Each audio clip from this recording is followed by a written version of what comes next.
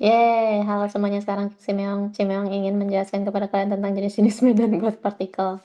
Jadi, pertama, karena kita membahas tentang medan, yang mau bertanya dulu, medan itu apa? Apa yang terpikirkan? Area. Oh ya, bisa juga sih ya, area. Jadi intinya medan itu tuh kalau misalnya di fisika, ini tuh artinya adalah besaran fisika ya, besaran fisika yang punya punya nilai punya nilai di setiap titik ruang dan waktu. Nah, jadi ini sebenarnya kayak ini aja kayak fungsi kan misalnya fx ya. Nah, tapi Kak, di sini tuh karena kita tahu ruang waktunya, jadi kan kalau misalnya di partikel kita membahasnya menggunakan ini ya, relativitas. Dan di relativitas itu kita menggunakan space time yang 4 dimensi itu kan.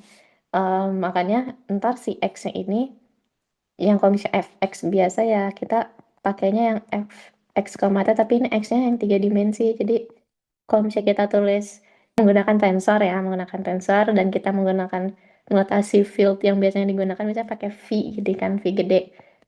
Kita bisa biasa nulisnya kayak gini. Si medan itu kayak generator gitu. Jadi ketika ketika kita punya angka X, kita masukin ke si medan ini, si medan, nanti dia akan mengeluarkan nilai tertentu. Bisa jadi nilai, bisa jadi sebuah kuantitas fisika yang lain, karena kita nggak tahu kan medannya medan apa. Intinya dia ya kayak generator gitu lah ya. Em, Kayak mesin kita masukin sesuatu, ntar dia keluarin sesuatu yang lain. Yeay. Kita ngomongin medan, dan medan itu ada di ruang waktu. Nah, jadi apa itu vakum? Apa yang Via atau Masuski ketahui tentang yang disebut dengan vakum? Nggak ada udara. Secara sederhananya emang nggak ada udara. Nah, karena nggak ada udara, berarti kan ketidakadaan udara itu tuh termasuk keadaan di mana nggak ada energi sama sekali. Bentar. Jadi sebenarnya vakum di medan ini, di KFT ini tuh lebih ke keadaan energi terendah, yeay, atau lebih ke ground state. Karena kan nanti em, dari ketika kita pakai QFT tuh, kita mau kayak ngegenerate partikel dari sesuatu yang bisa jadi gak ada gitu. Jadi kayak kita harus mendefinisikan sesuatu yang paling mendasarnya, yang kayak oke, ketika nggak ada sesuatu yang nggak ada partikel yang mendiami titik tersebut, berarti disebutnya vakum. Yeay. Nah, kita biasanya menulis secara kuantumnya seperti ini. Nah, kalau seperti ini, artinya di sini nggak ada ini ya, nggak ada eksitasi, nggak ada partikel, partikel nyata, tapi tapi medannya tetap ada.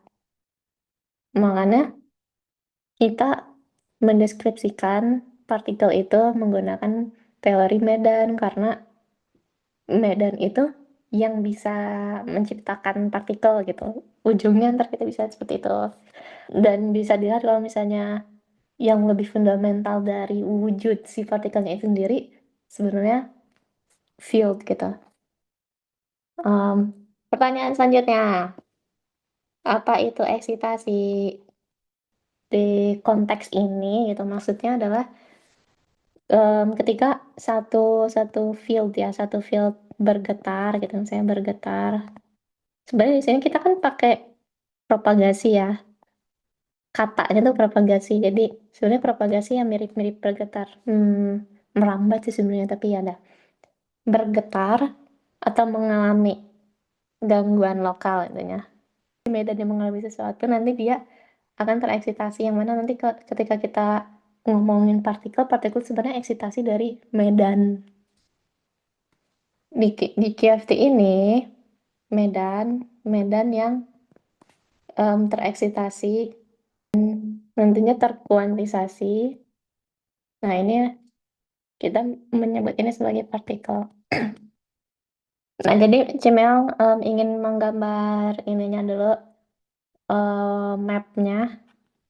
Jadi dari quantum field, ya quantum fieldnya sebenarnya terdiri dari awalnya dari classic field, terus entar kita meong lagi, entar kita iniin kuantisasi karena ketika kita kuantisasi dia jadi punya sifat eh mek mekan kuantum, maksudnya kuantum.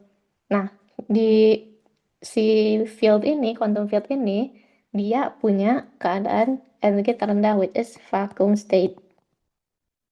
Ini yang paling rendah bangetnya. Nah, ketika kita kasih energi gitu ya, kasih energi, nanti dia em, bisa mengalami eksitasi gitu. Karena kan em, si state-nya itu dia udah nggak vakum lagi, udah nggak kosong lagi. Nah, si eksitasi ini kita kuantisasi. Nah, setelah jadi kuantisasi ini nanti dia jadi partikel. Yeay, prok prok prok prok prok. Oke, ini introduction introduction dari apa yang ingin bahas, apa yang memang ingin bahas. Apakah ada yang bingung? Mau Silakan. ini mungkin aku pertanyaannya nyampur sama apa yang sedang aku Boleh. berusaha pelajari. Mm. Tapi kan tadi kan bilangnya vakum kalau dieksitasi bisa jadi partikel. Iya, eh, Sedangkan vakum tadi tambah di awal energi dulu. bilang, Tambah energi dulu. ah, sedangkan tadi di awal bilang kalau vakum itu keadaan yang tidak ada apa-apa. Ya, Apa tadi? terendah. Keadaan energi terendah. Hmm. Terus yang dimaksud partikel di sini itu apa? Ini kan ditambahin energi dulu. Kita Mhm. isi si vakum itu dengan sesuatu, which is sesuatu ini kalau misalnya di partikel kan semua kuantitasnya kita hitung dalam satuan energi. Nah, ini tuh kayak sesuatu gitu, bisa jadi massa, bisa jadi momentum. Nah, di sini em, ini udah ada sesuatu, dia baru bisa bisa mengalami sesuatu gitu. Tereksitasi itu tadi kan ini ya, apa namanya? Bergetar. Dia mengalami sesuatu, baru em, dari sini kita kuantisasi, kita samain nilainya berapa levelnya. Udah deh, habis itu setelah kita tahu sesuatu di sini dan dia bisa bisa apa namanya affecting sesuatu yang ada di ruang waktu, ya udah dia kita definisikan sesuatu yang seperti itu tuh adalah partikel gitu. Oh, Oke. I see.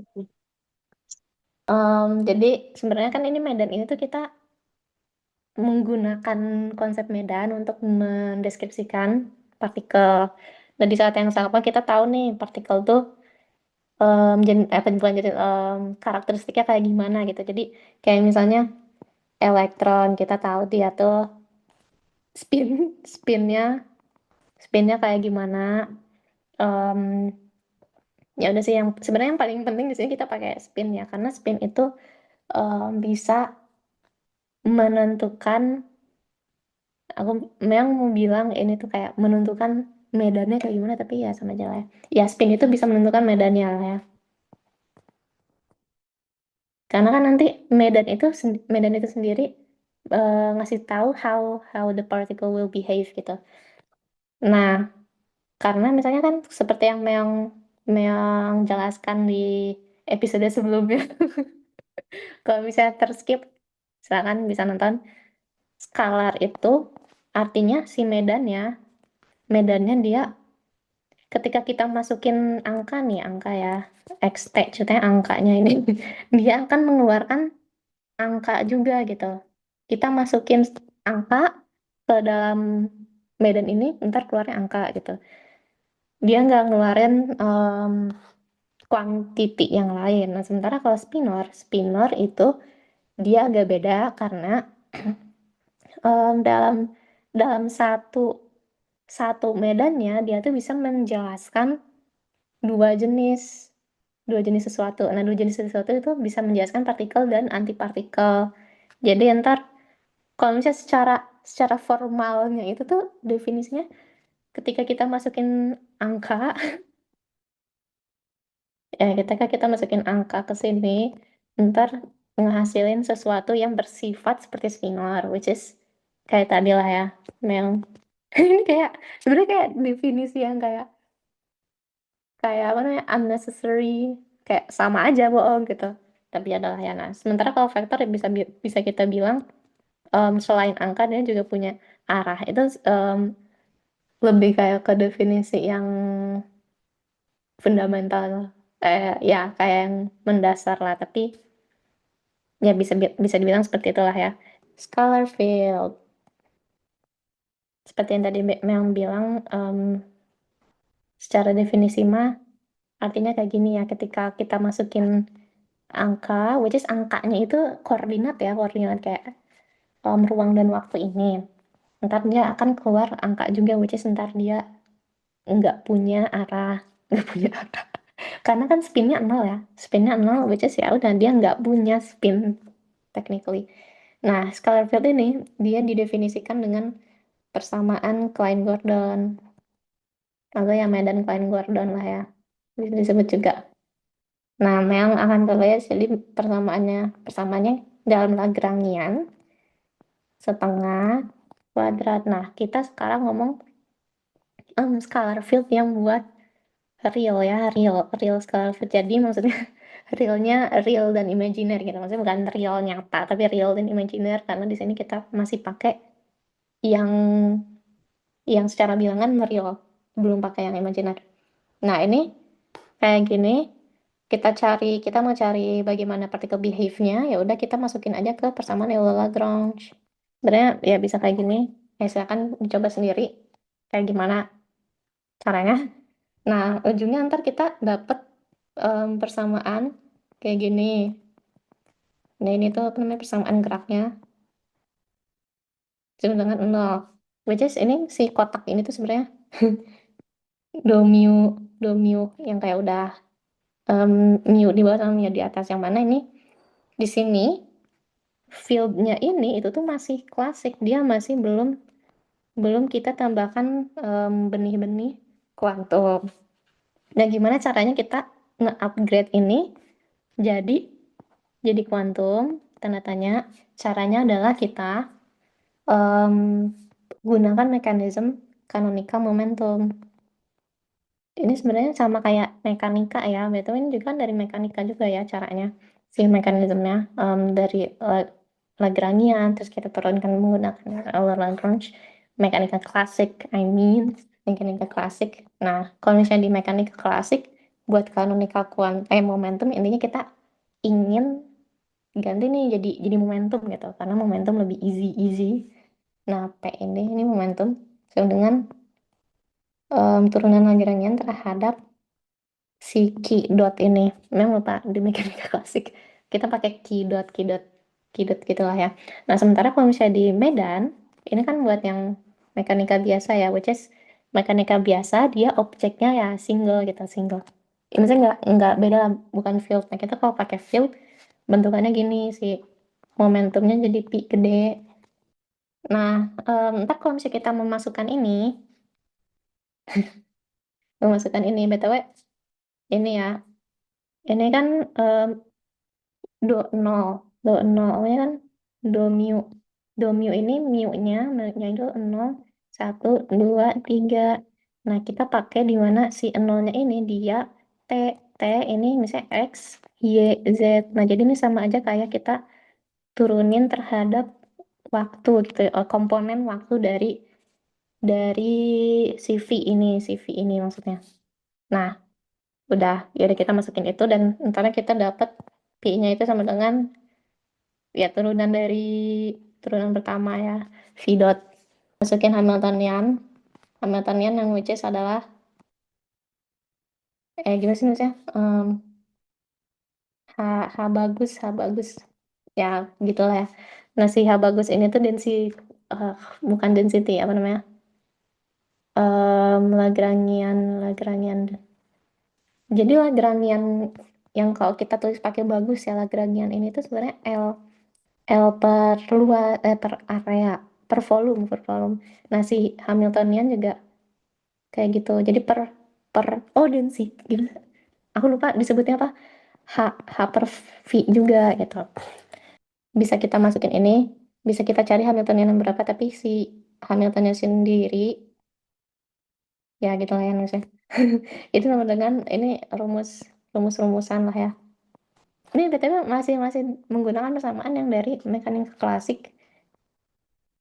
Ntar kita dapat setengah derivatif yang kayak gini nih sebenarnya sama aja kayak doi doi di mana i-nya itu i-nya ini ya udah i-nya itu biasanya buat indeks yang dari 1, 2, 3 DST. Jadi kalau kalau pakai IJ dia nggak pakai nol, kalau pakai mu atau kayak Greek indices indeks tulisan Yunani atau itu pakainya berarti dari nol kuadrat ditambah m kuadrat. Nah ini berarti kalau Hamiltonian kita bisa melihat kontribusi energi yang di sistemnya itu apa aja. Ada ada momentum, ada ini bagian dari ruang, ruangnya sendiri ketika diturunin terhadap ruang, fluxnya kuadrat dan ini buat massa. Oke, nah kita akhirnya masuk ke kuantisasi. Nah, kuantisasi sebenarnya kita gunakan gunakan konsep komutator ya. Nah, memang akan menggunakan contoh di quantum mechanics biasa, yang mana di quantum mechanics biasa itu komutatornya kayak gini, sama dengan I. BTW untuk pengingat, jadi ini kayak gini ya, maksudnya komutator yang bentukannya kayak gini tuh kipi, gitu, kipi, kipe, dikurang peki, sama dengan I. Nah, sesuatu yang, kalau kita bilang dia tuh komut, nah kalau komut berarti kayak QP minus PQ ya itu sama dengan nol, which is ya udah ini nggak no matter no matter yang mana duluan ditulisnya QP mau Q duluan atau P duluan ya sama aja gitu, intinya komutator kayak gitu. Nah di sini berarti kan kita mau bikin ada aturan nih kalau misalnya si Neng, kenapa Yayan nggak di ACC tuh. Ada- buat di KFT tadi kan ini di quantum mechanics dia kan ya udah momentum aja, partikel-partikel aja dia untuk mendeskripsikan satu objek gitu. Sementara QFT kita ingin mendeskripsikan sebuah medan yang mana dia function medan tuh. Ya udah kita tulis aja sama persis seperti ini. Pi. Kayaknya memang ganti judul deh, bukan jenis-jenis em, medan, tapi lebih kayak gimana caranya nurunin dari medan ke partikel gitu. Karena kayaknya memang akan menggunakan contoh scalar scalar fields ini. Nanti kalau misalnya buat yang Dirac dan lainnya, karena itu sebenarnya lebih susah. Yang jelaskan secara cepat aja lah ya kayak em, in the nutshell. Nah, btw balik lagi ke sini. Ini sebenarnya sama aja. Tapi kita kasihin delta function karena oh ya aku salah nulis ke sini. Ini harusnya y. Jadi ini kayak titiknya beda. Nah, si delta function ini intinya dia akan satu ya, akan sama dengan satu ketika x sama dengan nol, sementara yang lainnya sisanya nol. Salah, x sama dengan y maksudnya. Nah, sementara yang lainnya nol buat yang x tidak sama dengan y. Jadi dia memastikan bahwa si titiknya itu harus sama dulu nih, titiknya sama baru dia bakal dapat nilai yang seperti ini. Karena kan kalau di Medan dia function ya, function itu tergantung apa yang kita masukin gitu. Ya, kita harus samain dulu nih yang dimasukinnya tuh harus sama nih antara dua dua medan ini udah medan yang beda nih. bukan Medan sih, yang satu Medan, yang satu buat momentumnya gitu, momentumnya Medan. Ya udah, berarti kita ingin memastikan bahwa titiknya sama dulu, baru kita kuantisasi gitu. Karena kalau misalnya titiknya beda, berarti apa namanya, fisikanya sudah melanggar melanggar apa namanya, melanggar.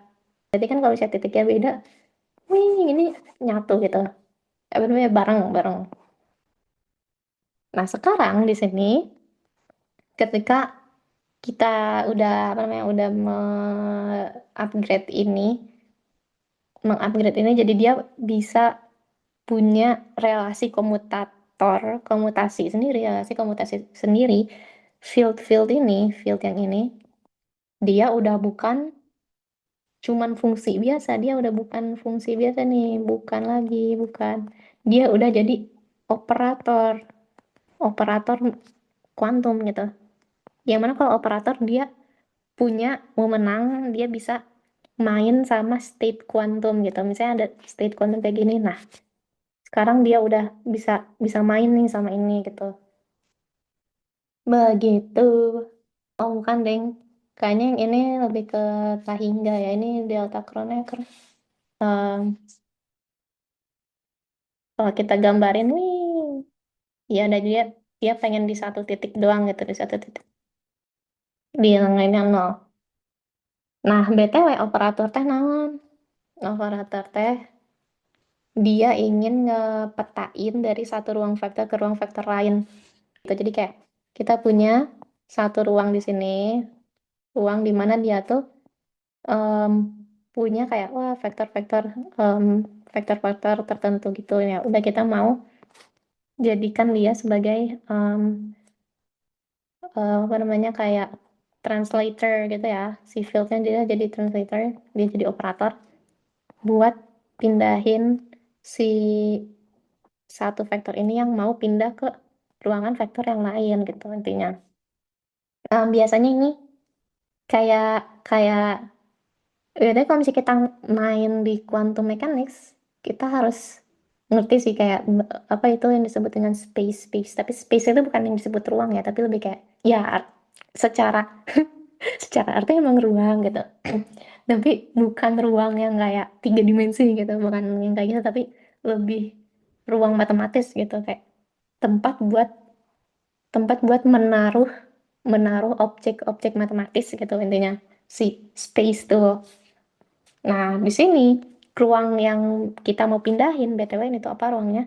Nah, ruangannya kita mau pindahin itu Hilbert space. Kita udah mengenal ini di kuantum. Nah, oke, jadi yang recap apa yang dilakukan dengan operator Medan ini.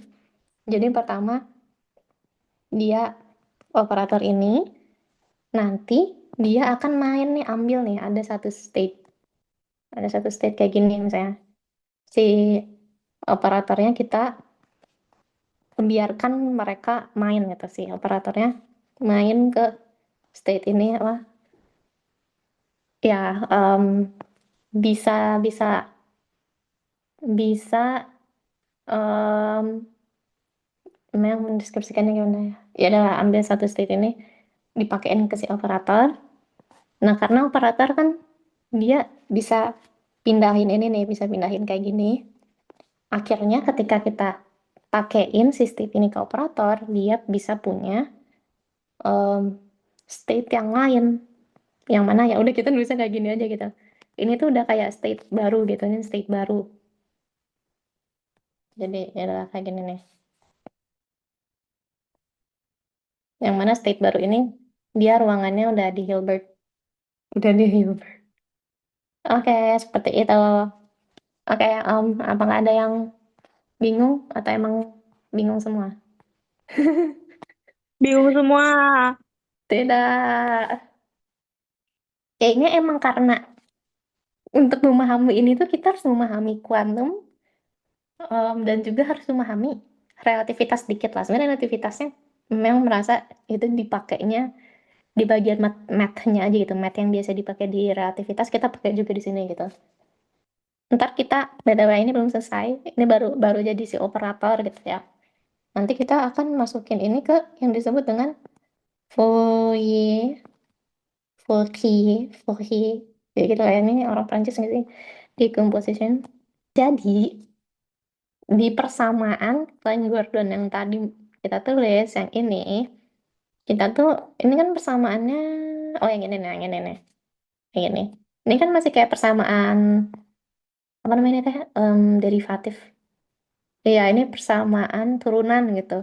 Sebenarnya kan agak ribet ya kalau misalnya kita kerjain turunan berturut-turut gitu.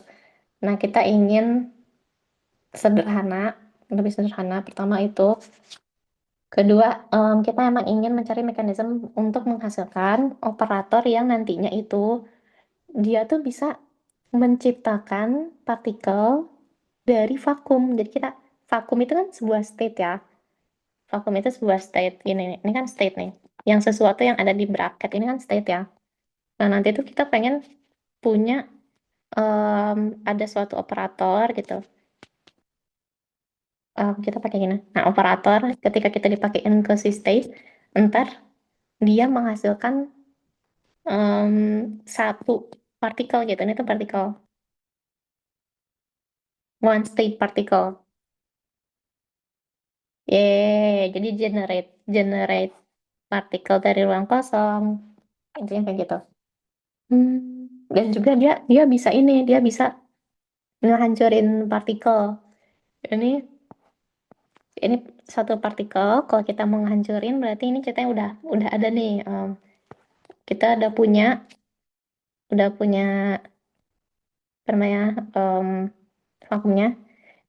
Kita tambahin A. Kita pakai ini annihilator kita pakein tanda salib ini apa namanya, cross. Em, ya udah ini ntar jadi vakum biasa lagi gitu. Which is ini jadi kosong. Dia menghilangkan menghilangkan satu partikel. Jadi ketika si si operator ini kita masukin, memang memang jelasin kayak gini aja btw ya. Memang kayak introduction to creation and operator, annihilation operator. Nah, ini kan buat ngehilangin, ini buat nambahin partikel. Nah, tapi kalau misalnya kita pakein vakum, ini tuh artinya udah satu partikel.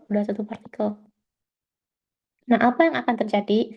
Nah, kita pengen ini tuh hasilnya nol, karena kan artinya ini mau ngurangin satu partikel, ini udah ada satu partikel gitu. Jadi ujungnya kita pengen ini vakum. Nah, berarti kita ingin bikin si hubungan antara ini tuh um, ngeleads ini ke menghasilkan vakum. Gimana caranya? Berarti kita harus uh, punya punya komutator sendiri. Jadi kayak komutator gimana masing-masing dari si apa namanya teh, masing-masing dari si operator ini berkomunikasi. Nah, BTW, karena kita sekarang mainnya di momentum, memang harusnya nulisnya kayak gini. Jadi ini buat momentum P, dan yang satunya lagi buat di momentum P aksen gitu. Jadi kayak setelahnya. Nah, kayak gini, hubungan dari ini tuh komutatornya akan menghasilkan delta. Sementara sisanya itu nol. Jadi kayak misalnya A, A biasa kita komutin sama sesamanya, tapi momentumnya beda gitu. Ini ntar nol. Sama juga kayak kayak yang buat yang operator creation, dia bakal nol. Intinya ya gak bakal ada apa-apa. Nah, kita mau pakai yang ini di sini tuh. Ya udah ini bisa menghasilkan seperti ini gitu.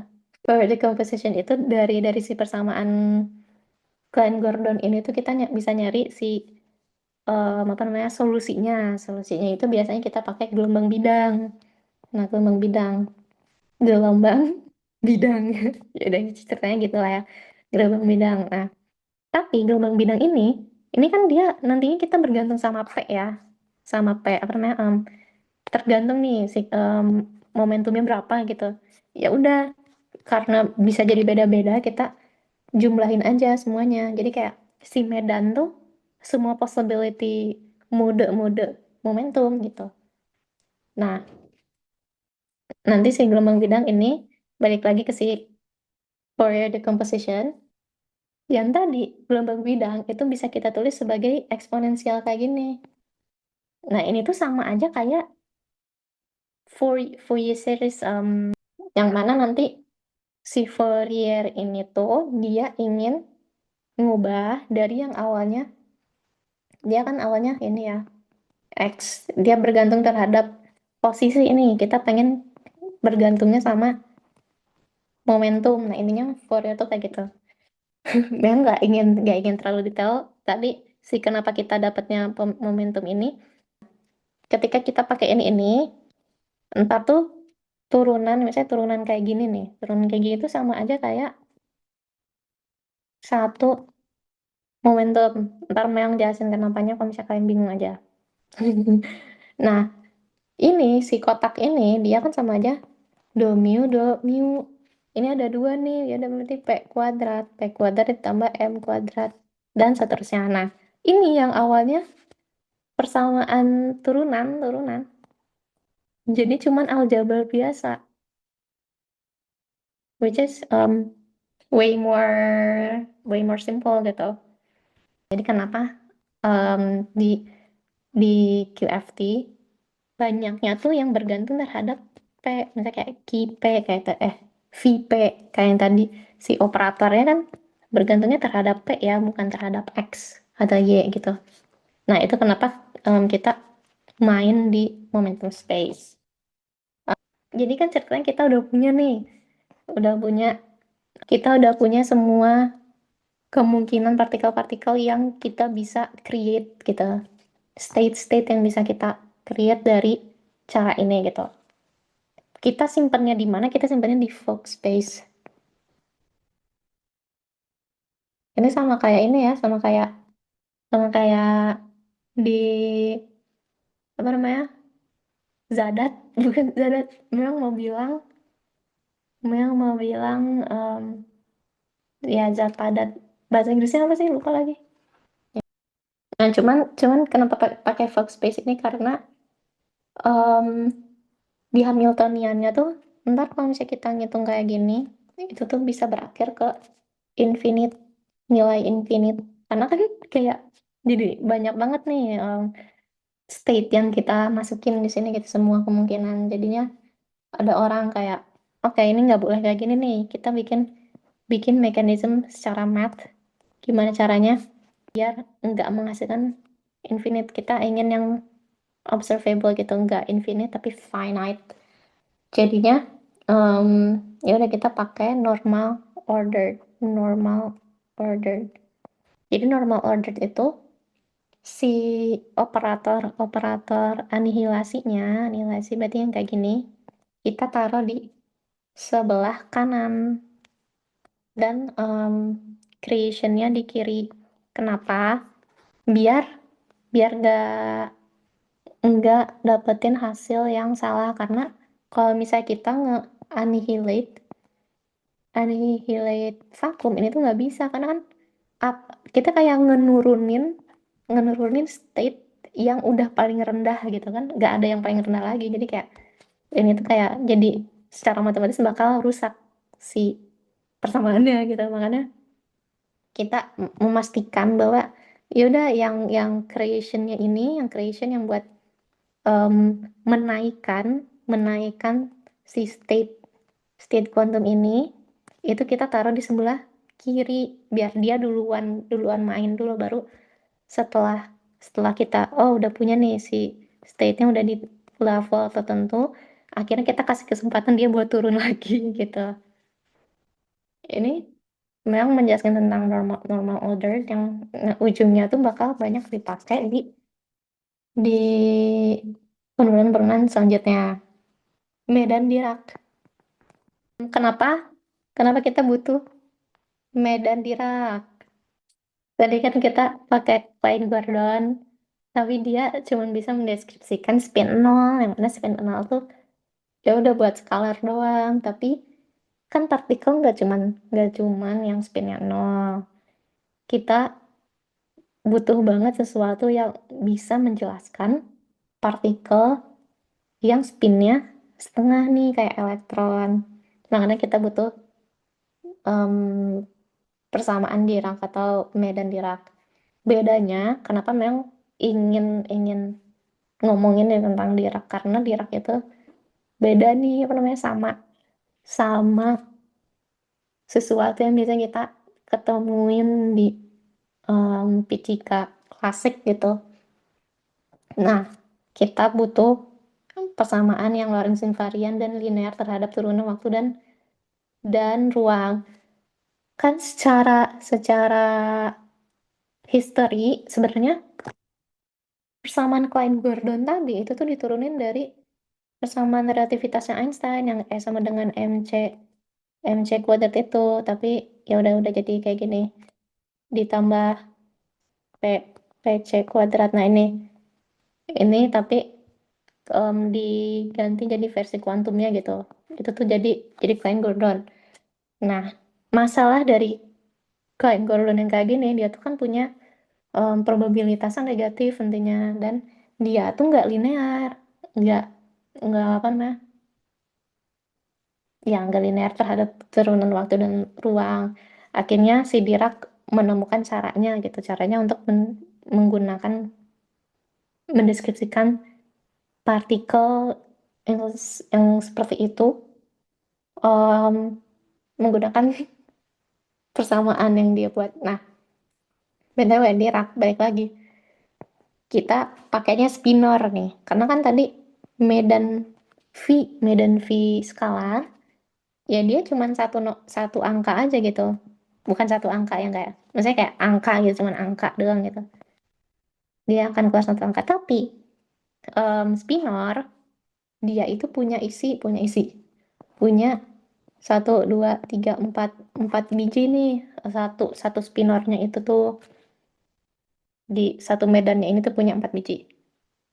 Nah, em, nanti kenapa kita punya empat biji, karena kita pengen bikin solusinya itu ada 4 macam. Jadi kan misalnya elektron, kita pakai elektron, 2 elektron, yang satu spinnya up, yang satu spinnya down, terus anti partikelnya juga, which is adalah positron, yang satu spinnya up, yang satu spinnya down.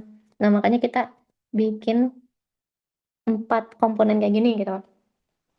Nah, nanti in a nutshell, di rak ini kita butuh gamma matrices yang kayak gini, karena di sini mau nggak mau kita butuh ini buat melinearkan si persamaannya gitu. Nah, makanya ujungnya ntar setelah kita masukin masukin em, oh ya, memang belum nulis Lagrangiannya ya. Lagrangian, Lagrangiannya itu kayak gini. Nah, kayak gini. Kita pakaiin Euler Lagrange kayak biasa, kita akan dapat persamaannya. Kalau misalnya kita nulis antipartikelnya berarti V bar, terus sama aja ini dalam isinya. Em, seperti ini. Ini ada si yang spesialnya itu ini yang bikin dia em, awalnya kan tadi di Klein Gordon ada dua nih, si do-nya ini ada dua gitu. Kita di sini kayak cuma satu aja gitu. Untuk kita bisa menjelaskan kayak dari medan ke partikel gitu, dari medan ke oke kita bikin partikel, itu sama caranya kayak kayak yang skalar tadi. Jadi kayak dari dari kita dapat persamaan gerak ini, terus bikin canonical momentum itu biar kita punya momentum di kuantumnya. Kita kuantisasi biar kita bisa mendefinisikan operator creation dan annihilation. Terus habis itu kita taruh di Fock space, dan ya udah kita akhirnya bisa mendeskripsikan partikel kayak yang tadi mana sih? Nah, ini nih, kita bisa melakukan sesuatu yang sama kayak gini. kayak menciptakan partikel dari vakum gitu. Tapi versi Dirac. Karena ya versi Dirac karena kalau kita pakai medan Dirac yang dia punya karakteristik yang berbeda, si kayak giniannya, kayak giniannya bakal beda. Nanti di di Rakma kita nggak pakai yang kayak gini. Ini kan komutator ya. Tadi kan komutator kayak misalnya cap, QP, QP, QP kayak gini nih. Kayak gini kan. Nah, nanti kalau misalnya di Rakma pakainya kayak gini. Sesuatunya kayak gini. Artinya nih anti komutator. Kalau anti komutator misalnya AB, salah A dan B gitu. Nah, kalau kayak gini nulisnya anti komutator berarti jadinya kayak gini. AB tambah BA sama dengan sesuatu ini. Nah, jadinya plus, jadi pakai plus kalau misalnya di di rakma gitu. Ujungnya mah mirip-mirip lah si mekanismenya kayak gimana, terus cara cara menurunkannya kayak gimana. Intinya kalau misalnya di rakma karena dia partikel udah bentukannya partikel fermion gitu yang udah kita biasa ketemu sehari-hari. Elektron elektron contohnya dia kan kita tahu punya ini ya prinsip Pauli itu. Nah, ini tuh nantinya bisa bisa apa namanya ada bagian yang em, mempunyai mengandung Pauli principle ini gitu di Dirac ini. Karena dia nggak bisa nge-create dua partikel di state yang sama. Kayaknya memang harusnya nggak usah menulis persamaan. Jadi intinya memang ceritakan lagi aja ya ceritain. Jadi intinya kita tuh butuh momentum versi field. Caranya menggunakan kayak gini matematisnya gitu. Pakai pakai dari Lagrangian itu, terus kita bagi dengan turunan waktunya gitu. Nah itu intinya biar kita dapat momentum dari field gitu. Kenapa kita butuh momentum dari field? Biar kita bisa bikin persamaan antara momentum sama field. Gimana sih? Momentum sama medan itu sendiri. Nanti kita akan berkenalan dengan yang namanya propagator. Tadi tuh memang lupa propagator tuh untuk komunikasi komunikasi si si partikelnya. Jadi kan kalau misalnya partikelnya udah beda titik gitu, udah beda titik, ini gimana sih cara cara biar mereka bisa connect? Nah itu pakai propagator. Nah awalnya memang mau menjelaskan ini juga, tapi ternyata tidak cukup. Intinya dia mekanismenya pakai Green function. Terus nanti kita akan mengenal Feynman prescription yang ujungnya dari sini tuh kita antara bisa menurunkan persamaan Feynman yang biasa kita lihat. Jadi kayak si Feynman diagram ini itu kayak enggak semata-mata kayak gitu gitu. Sebenarnya ini tuh penurunan kayak cara cepat gitu loh. Feynman diagram tuh cara cepat untuk menggambarkan dinamika dari partikel aslinya dituruninnya pakai QFT gitu. Tapi si Feynman punya cara cepat dengan menggunakan diagram gitu. Apalagi. Tapi buat dapat diagram ini, kita harus main ke interacting field. Karena kan sekarang medannya udah berinteraksi ya. Kalau tadi sebelumnya mereka masih diem kayak cuma satu biji doang gitu loh. Nggak punya interaksi sama yang lain. Nih, nol ini tuh berarti kan source-nya nggak ada, source-nya nol. Kalau misalnya ini ada nilainya, berarti ada sumber. Nah, itu bakal beda lagi ceritanya. Jadi yang ingin Mel sampaikan buat tentang medan ini, sebenarnya medan yang kita perkenalkan cuma dua. Emang cuma dua sih biasanya juga, Klein Gordon sama Dirac. Tapi Klein Gordonnya dia buat yang real. Kalau buat imajiner ada lagi, tapi cara cara nuruninnya sama. Misalnya kayak cara maininnya gitu sama. Ntar ya bisa ujungnya dapat operator annihilation sama creation.